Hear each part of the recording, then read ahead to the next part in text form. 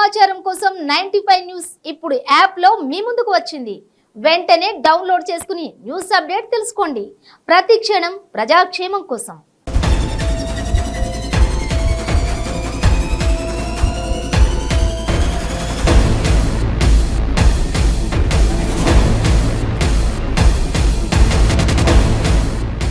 Hi viewers, మీ చుట్టూ జరుగుతున్న పరిస్థితులు గమనిస్తున్నారా? అంతా బాగుందా? అలా అని అప్రమత్తంగా లేకుంటే అంతే సంగతులు. గుడిలో లింగాన్ని మింగే మోసగాళ్ళు మీ చుట్టూ తిరుగుతున్నారు. ఆదమరిస్తే ఆవిలించకుండానే పేగుల్ని కత్తిరించుకునే కంత్రిగాళ్ళు ఉన్న సమాజం ఇది. అందుకే మోసగాళ్ళ నుంచి, నేరస్తుల నుంచి మిమ్మల్ని జాగ్రత్త పరిచే మా ప్రోగ్రాం క్రైమ్ అలర్ట్.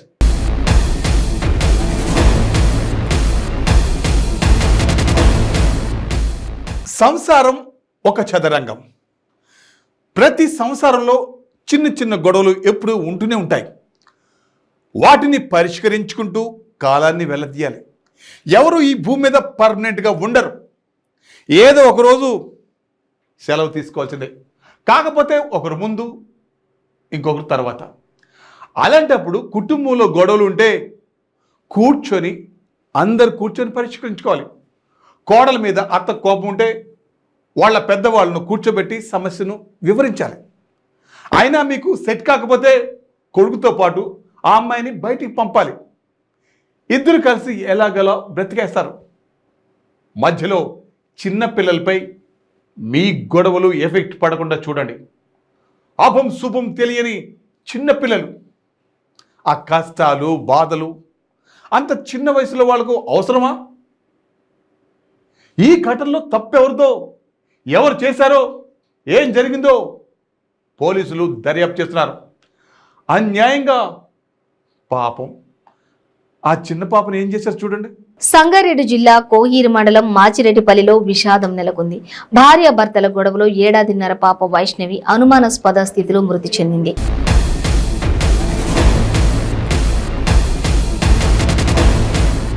భర్త అత్త వేధింపులపై సర్పంచ్ కి ఫిర్యాదు చేసేందుకు వెళ్లి వచ్చేలోపు 15 నెలల కూతురు వైష్ణవి మృతి చెందడం పట్ల తల్లి భాగ్యలక్ష్మి అనుమానం వ్యక్తం చేస్తుంది.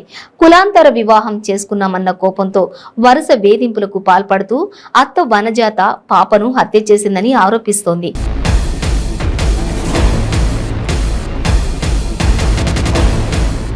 గతంలోనూ 7 నెలల పాప అనుమానాస్పద స్థితిలో మృతి చెందిందని కంటతడి పెడుతూ తెలిపింది. భర్త వెంకటరెడ్డి, అత్త వనజాత పథకం ప్రకారం పాపను చంపేశారని తల్లి భాగ్యలక్ష్మి కోహీర్ పోలీసులకు ఫిర్యాదు చేసింది.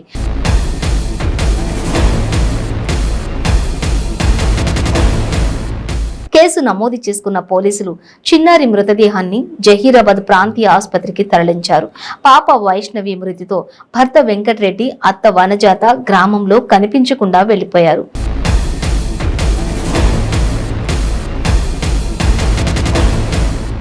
భర్త అత్త వేధింపులతో అభం శుభం తెలియని చిన్నారి మృతి చెందిన పట్ల తల్లి రోదన చూపర్లను కలచివేసింది.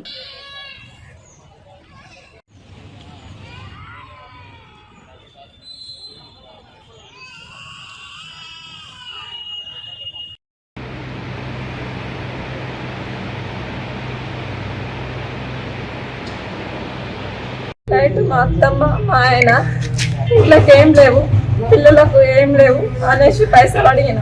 నువ్వు పైసలు అడుగుతావు అనేసి కొట్టిండు. దాన్ని ఇంకా కొట్టు అది నాకు చాలా మాట్లాడుతుంది అనేసి తిట్టిండేమో. సర్పంచ్ వాళ్ళ ఇంటికి వెళ్ళిన. మా ఇంటి ఎట్లకే ఉంటుంది. 20 నిమిషాలు సర్పంచ్తో మాట్లాడినా. ఇట్లా కొట్టిండు.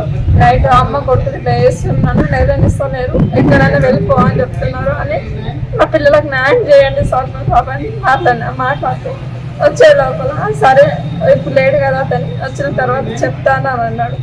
సరే అనేసి ఇంటికి వచ్చే లోపల పిల్లలు కళ్ళు తెలిసిన భయం అయింది. అప్పుడే సర్పంచ్ వాళ్ళ ఇంటికి వెళ్ళి ఉరికిన తర్వాత మా ఇంటి ఉరికిన తర్వాత వచ్చి చూసింది. మా అత్తకు అడిగింది, ఏంది ఇది ఇట్లా ఎందుకు చేసినావు అని అడిగితే ఆమె ఇంట్లోకి చేయలేదు, నాకు తెలియదు అనేసి పారిపోయింది. ఇంట్లోకి వెళ్ళి పారిపోయింది. నాకు మా అత్తమ్మ మీద మనం 5 సంవత్సరాల ఇంట్లో అసలు ఉండనే ఉండొద్దు అంటుంది. ఆమె ఒక్కతే ఉంటుంది అంట. ఫ్యామిలీ అంతా నేను ఉండనే ఉండొద్దు అంట. అత్తమ్మ పైన మా ఇంట్లో ఉండొద్దంట, ఆమె ఒక్కటే ఉంటుందంట, ఆమె ఇల్లు అంట. సంవత్సరము కోయిట ఉండిన చిప్పలు అవి కడిగి మా కొడుకుని దగ్గరలో పెట్టుకుంది. అయితే మా నాన్న ఇద్దరు పిల్లల్ని నడిపిన సార్, నడిపితే కూడా నేను నడిపి మళ్ళీ డాడీ అని పిల్లలు ఏడుస్తే ఒక సంవత్సరం తర్వాత మొన్న 3 నెలలు వచ్చిన తర్వాత ఇంట్లోకి వెళ్ళి పొమ్మంటుంది. నాకు మా అత్తమ్మ మీద మనం 5 సంవత్సరాల ఇంట్లో అసలు ఉండినే ఉండొద్దు అంటుంది. ఆమె ఒక్కతే ఉంటుందంట, ఫ్యామిలీ అంట, నేను ఉండనే ఉండొద్దంట.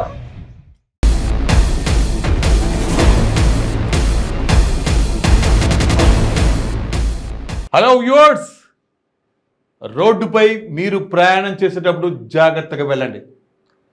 బైక్ అయినా, కార్ అయినా, లారీ అయినా, ఇంకేదైనా సరే, ఏది డ్రైవింగ్ చేస్తున్నా ప్రతి నిమిషం మీ కుటుంబాన్ని గుర్తు చేసుకుంటూ డ్రైవింగ్ చేయాలి.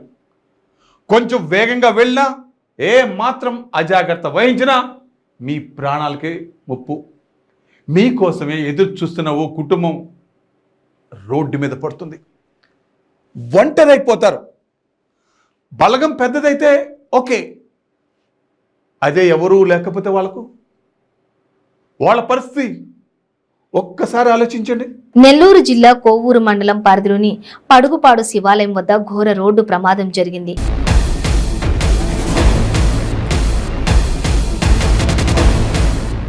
నేషనల్ హైవేపై చెన్నై వైపు నుండి కాటన్ లోడ్తో వెళ్తున్న లారీ ముందు ఉన్న మరో లారీని అతివేగంగా ఢీకొట్టింది. ఈ ప్రమాదంలో చెన్నైకి చెందిన లారీ డ్రైవర్, క్లీనర్ లారీ క్యాబిన్లో ఇరుక్కొని అక్కడికక్కడే మృతి చెందారు.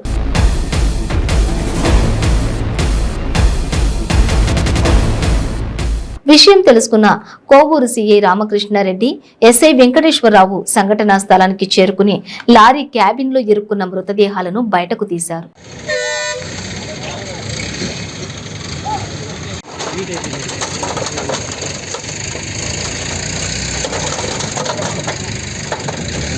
ఈరోజు మార్నింగ్ 12:30 గంటల ప్రాంతంలో కోవూరు నేషనల్ హైవే సంబంధించిన ఈ ప్రదేశంలో కంటైనర్ ట్రాలీకి లోడ్ వెళ్తున్నటువంటి ఒక ట్రాలీ సడన్గా రోడ్డు మీద ఆగటం, దాని వెనకాల వస్తున్నటువంటి తమిళనాడుకు చెందినటువంటి కాటన్ లోడ్లో వచ్చినటువంటి ఒక లారీ ఇమీడియట్గా అతను బ్రేక్ కూడా అప్లై చేయలేదు. సడన్గా వచ్చి ఆ యొక్క ముందున్నట్టు వెహికల్ని కొట్టడం వల్ల ఈ యొక్క ప్రమాదం జరిగింది. ఈ ప్రమాదంలో డ్రైవరు, క్లీనర్ ఇద్దరు కూడా చనిపోవడం జరిగింది. ఈ ట్రాఫిక్ కూడా ఎలాంటి అంతరాయం లేకోకుండా 1 వేలో నడిపిస్తా ఉన్నాం. ఇప్పుడు ఇంకొక హాఫ్ అన్ అవర్లో ఈ మొత్తం క్లియర్ చేసి ట్రాఫిక్ రెగ్యులేట్ చేస్తాము. అయితే ఈ లారీ గురించినటువంటి ఆ యొక్క కంపెనీ ఓనర్స్కి ప్లస్ వాళ్ళందరికీ కూడా తెలియజేయడం జరుగుతూ ఉంది. వీళ్ళు తమిళనాడు నుంచి బయలుదేరినట్టుగా చెప్పారు. వచ్చిన తర్వాత దీని మీద ఏదైతే హైవే అథారిటీ ఉన్నారో వాళ్ళ దగ్గర మన కంప్లైంట్ తీసుకొని కేసు నమోదు చేసి దీనిలో ఎవరి లోపం అనేది దర్యాప్తు చేశారు.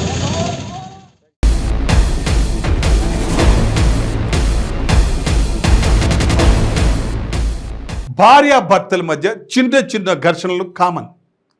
ఈ కాలంలో గొడవలు పడకుండా ఉండే ఫ్యామిలీస్ చాలా చాలా తక్కువ. అలాంటి అన్యోన్యమైన జంటలు ఎక్కడో 100కో 1,00,00,000కో ఒకటి ఉంటుంది. భార్యాభర్తల మధ్య గొడవలు నిమిషాల వ్యవధిలో సమసిపోవాలి, వెంటనే మళ్ళీ కలిసిపోవాలి. అంతేకాని భార్యాభర్తల మధ్య గొడవలు ప్రాణాలు తీసుకునేంత వరకు వెళ్ళొద్దు. Be careful. భార్యాభర్తల మధ్య గొడవల కారణంగా హైదరాబాద్ కొత్తపేట చౌరస్తాలో సురేష్ అనే వ్యక్తి ఒంటిపై పెట్రోల్ పోసుకుని ఆత్మహత్య యత్నం చేశాడు. సమాచారం అందుకున్న సరూర్ నగర్ పోలీసులు వైద్య చికిత్స నిమిత్తం 108 ద్వారా ఉస్మానియా ఆసుపత్రికి తరలించి కేసు నమోదు చేసుకుని దర్యాప్తు చేపట్టడం జరిగింది.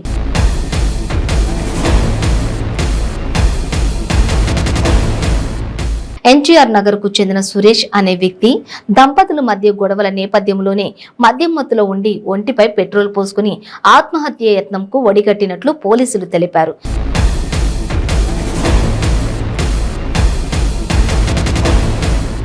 ప్రస్తుతం సురేష్ పరిస్థితి నిలకడగా ఉందని పోలీసులు తెలిపారు. ఈరోజు మధ్యాహ్నం అందాల 1 గంట ప్రాంతంలో కొత్తపేట చౌరస్తాలో కంచె సురేష్ అనే 30 సంవత్సరాల యువకుడు వ్యక్తి తనకు తాను నిప్పంటించుకున్నాడు. అతన్ని ఉటావుటిన మా ట్రాఫిక్ సిబ్బంది, మా ఎస్ఐ గణేష్ బాబు గారు రక్షించి 108 అంబులెన్స్ ద్వారా ఉస్మానియా ఆసుపత్రికి పంపించడం జరిగింది. దాని తర్వాత మాధవరావు ఎస్ఐ గారు ఇన్వెస్టిగేషన్ స్టార్ట్ చేసి అతని స్టేట్మెంట్ రికార్డ్ చేసినారు.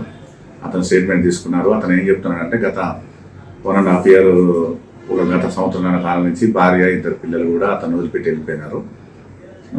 భార్య లేకపోవడంతో నేను ఒంటరిగా ఉండడంతో ఇబ్బంది పడుతున్నాను, దాంతో మనస్తాపం చెంది ఈ విధంగా ఆత్మహత్య ప్రయత్నం చేసుకున్నట్టు తన స్టేట్మెంట్లో చెప్పాడు. సేమ్ టైం వాళ్ళ అన్న అతను కూడా శంకరయ్యని కూడా నరసింహరావుని కూడా పిలిచి విచారించడం జరిగింది. అతను కూడా అదే చెప్పాడు. పూర్తి విషయాలని కూడా ఇప్పుడు మనం మేజిస్ట్రేట్ గారితో డైన్ డిక్లరేషన్ చేయించి ఈ స్టేట్మెంట్ డైన్ డిక్లరేషన్ అంతా కొరాబరేట్ చేసిన తర్వాతనే ఇన్వెస్టిగేషన్ ముందుకు సాగుతుంది. మళ్ళీ ఏదైనా ఫర్దర్ విషయాలు తెలిస్తే కూడా అందరికి కూడా తెలియజేయడం జరుగుతుంది. ఏం పోసుకున్నాడు అతను పెట్రోల్ పోసుకుని చెప్తున్నాడు. దాన్ని కూడా విచారణ.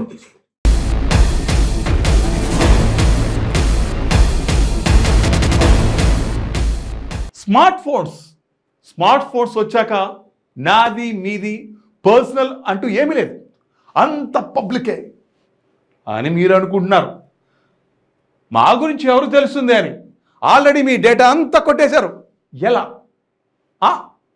హౌ ఇట్ ఇస్ పాసిబుల్ అంటే కేటుగాలకు పాసిబుల్ కానిది ఏముంటుంది చెప్పండి? మీది నాదే కాదు, దేశంలో ఉన్న 10 కోట్ల మంది పర్సనల్ డేటా ఆ ముఠా దగ్గర ఉంది. ఇంత జరుగుతున్న సెంట్రల్ ఇంటెలిజెన్స్ ఏం చేస్తున్నట్లు?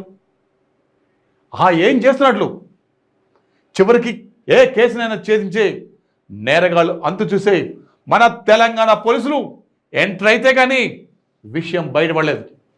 సో సబాష్ తెలంగాణ పోలీస్. దేశంలోని అతిపెద్ద డేటా చోరీ కేసును సైబరాబాద్ పోలీసులు ఛేదించారు. ప్రజల వ్యక్తిగత సమాచారాన్ని విక్రయిస్తున్న ముఠాను అరెస్టు చేశారు.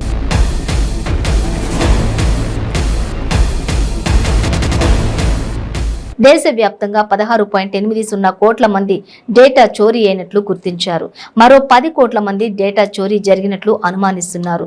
ఈ కేసును దర్యాప్తు చేసేందుకు ఐపీఎస్ ఆఫీసర్ ఆధ్వర్యంలో సిట్ను తెలంగాణ ప్రభుత్వం ఏర్పాటు చేసింది.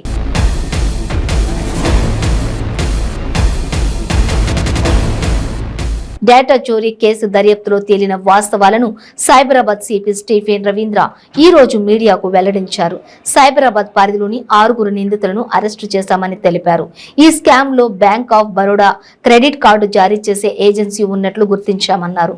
కేసులో కీలకమైన జస్ట్ డయల్ సంస్థ పైన కూడా కేసు నమోదు చేస్తామని వెల్లడించారు.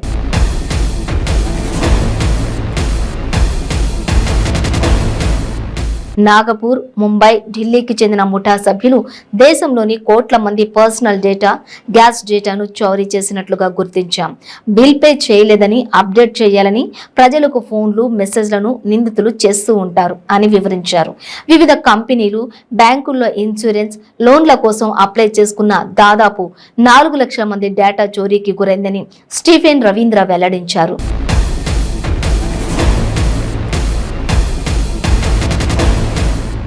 డిఫెన్స్ ఆర్మీ ఉద్యోగుల సెన్సిటివ్ డేటా కూడా చోరీకి గురైందని తేల్చారు. ఫేస్బుక్, ట్విట్టర్ వాడే 7 లక్షల మంది వ్యక్తిగత డేటా, వారి ఐడీలు, పాస్వర్డ్లను సైబర్ నేరగాళ్లు దొంగిలించినట్లు గుర్తించారు. ఇలా మొత్తంగా దేశంలో 16,80,00,000 మంది డేటాను సైబర్ నేరగాళ్లకు నిందితులు అమ్మకానికి పెట్టారని గుర్తించారు. ఎస్బీఐ, బ్యాంక్ ఆఫ్ బరోడా బ్యాంకులకు చెందిన డేటా చోరీకి గురైనట్లు గుర్తించారు.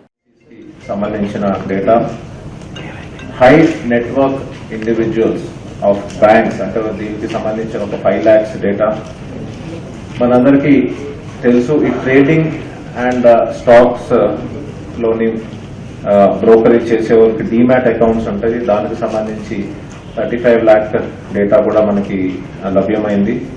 తర్వాత స్టూడెంట్ డేటా కూడా మనకి చాలా పెద్ద ఎత్తున ఈ డేటా బ్రోకర్స్ వీళ్ళంతా ఉన్నారు, అది కూడా మనకి లభ్యమైంది. మరి ఎవరైతే ఇన్సూరెన్స్ కోసము, లోన్స్ కోసం కూడా అప్లై చేశారో వాళ్ళకి సంబంధించిన 4 lakh data, then credit and debit card కి సంబంధించిన 6 బ్యాంక్స్ అంటే అబౌట్ 6 టాప్స్ బ్యాంక్ వాళ్ళకి సంబంధించిన 1.1 crore డేటా కూడా మనకి లభ్యమైంది ఇందులో. తర్వాత ఫేస్బుక్ యూజర్స్ డేటా ఒక 17 lakhs, దెన్ వాట్సాప్ ఇన్ఫర్మేషన్ అంటే యూజర్స్ డేటా కూడా 1.2 crores. మరి ఇట్లాగా ఐటీ ఆర్గనైజేషన్కి సంబంధించిన employees data, then Facebook users వాళ్ళ IP, login IP and also login details కూడా ఇవన్నీ కూడా లభ్యమైనవి. దెన్ ఇప్పుడు చూస్తే మీరు ఎవరైతే ఇండివిజువల్స్ మనకి ఏమన్నా కానీ ఇన్ఫర్మేషన్ కావాలని ఈ జస్ట్ డయల్ ఫోన్ చేస్తే, జస్ట్ డయల్ వాళ్ళు ఈ బ్రోకరేజ్ ఎవరైతే చేస్తారో అంటే ఈ డేటా బ్రోకరేజ్ ఏజెంట్స్తో కనెక్ట్ చేసి వాళ్ళతోని ఈ ఎంటైర్ ఇష్యూ అంతా చేస్తూ ఉన్నారు. మనకి ప్రధానంగా మనం అక్యూజ్ని అరెస్ట్ చేశాము, ఒక 6 మెంబర్స్ని.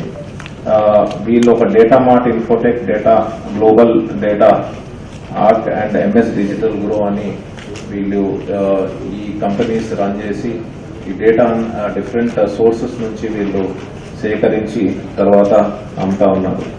సో ప్రధానంగా మనకు ఈ ప్రెస్ మీట్ అండ్ ఈ కేసు ఎందుకు మనము చేసినామంటే, ఈ డేటా ఏదైతే ఉన్నదో ఈ డేటా మనకి సబ్సిక్వెంట్ గా ఈ సైబర్ క్రైమ్స్ లోని చేయడానికి ఉపయోగిస్తూ ఉన్నారు.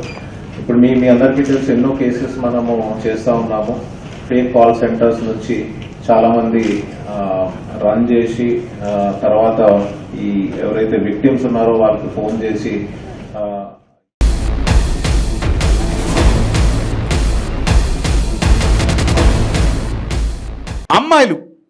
అమ్మాయిలు చాలా సెన్సిటివ్. చిన్న చిన్న విషయాలకు కూడా గమ్మును కూర్చొని బాధపడుతూ ఉంటారు. ఇక వాళ్ళని ఎవరైనా ప్రేమ పేరుతో వేధిస్తే ఎవరికి చెప్పుకోవాలో, ఎవరికి చెప్తే ఎలా రెస్పాండ్ అవుతారో అన్న భయంతో లోపల కుమిలి పోతూ ఉంటారు. వాళ్ళకి కొన్ని లక్ష్యాలు, ఆశయాలు ఉంటాయి. వాటి కోసం అన్నీ భరిస్తూ ఉంటారు. అవేవి అర్థం చేసుకొని కొంతమంది పోగిరీలు వాళ్ళను వెంటపడి వేధిస్తారు. ప్రేమ, దోమ అంటూ వాళ్ళ లక్ష్యాల మీద దాడి చేస్తారు. వాళ్ళ ఆశలను అడియాసలు చేస్తారు. భరించాల్సినంత భరిస్తారు. అవి మితిమీరితే మానసికంగా కృంగిపోతారు. కఠిన నిర్ణయాలు తీసుకుంటారు. అమ్మాయిలపై ఇంకా ఎన్నాళ్ళు ఈ వేధింపులు? సమాజంలో వాళ్ళు ఎదిగేందుకు సాయం చేయలేమా మనం? ఎన్ని చట్టాలు వచ్చినా ఇలాంటి వాళ్ళు అకృత్యాలు ఆగడం లేదు.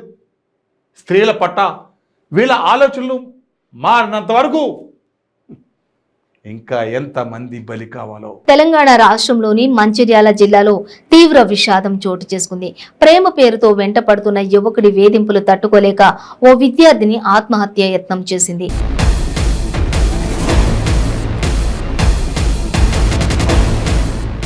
గమనించిన కుటుంబ సభ్యులు ఆమెను హైదరాబాద్ నిమ్స్ కు తరలించగా ఆసుపత్రిలో చికిత్స పొందుతూ మృతి చెందింది.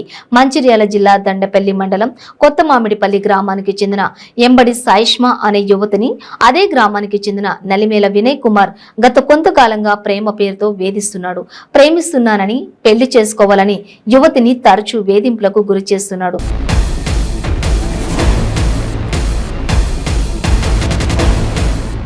తనకు ఇప్పటికే నిశ్చితార్థం జరిగిందని, వేధించవద్దని యువతి కోరిన యువకుడు పట్టించుకోలేదు. అంతేగాక తనను పెళ్లి చేసుకోకపోతే నీ సంగతి చూస్తానంటూ బెదిరింపులకు పాల్పడ్డాడు.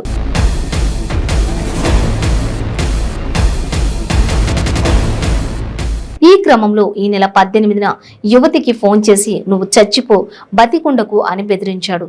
దీంతో మనస్తాపానికి గురైన యువతి సాయంత్రం పురుగుల మందు తాగి ఆత్మహత్య యత్నం చేసింది.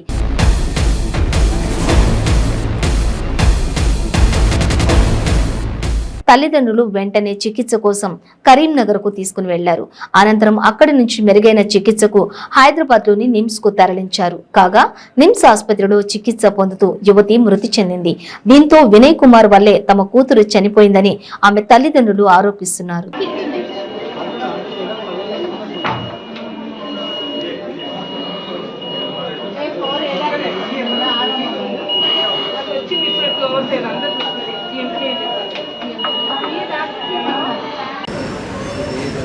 నన్ను వినయ్ తాగమని ఇప్పుడు చేసిన తర్వాత నేను తాగిన, లేకపోతే తాగేదాన్నే కాదు.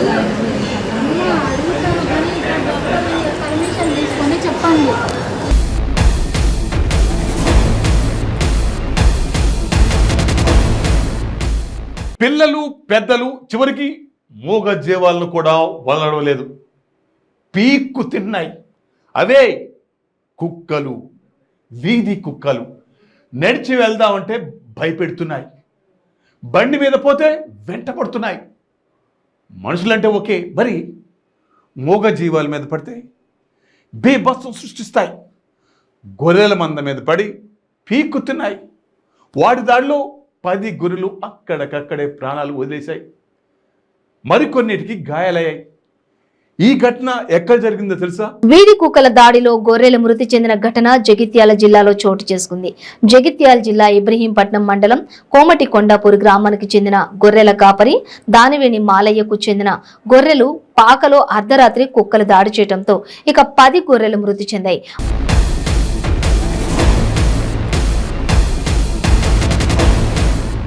మరో 4 గొర్రెలు తీవ్రంగా గాయపడ్డాయి. వాటికి ఇబ్రహీంపట్నం పశువుల వైద్యాధికారి శ్రీనివాస్ రెడ్డి చికిత్స అందజేస్తూ ఉన్నారు.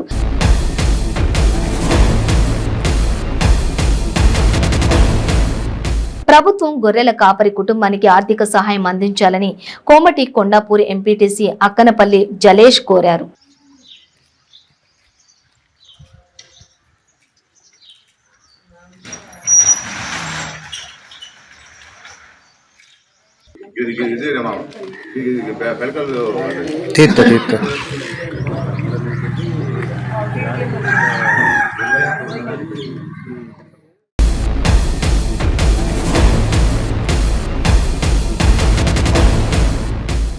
సో వ్యూవర్స్, ఇది ఇవాల్టి క్రైమ్ అలర్ట్. మరిన్ని క్రైమ్ న్యూస్ తో మళ్ళీ రేపు ఇదే సమయానికి మీ ముందుకు వస్తుంది క్రైమ్ అలర్ట్. చూస్తూనే ఉండండి 95 న్యూస్, ప్రతి క్షణం ప్రజాక్షేమం కోసం.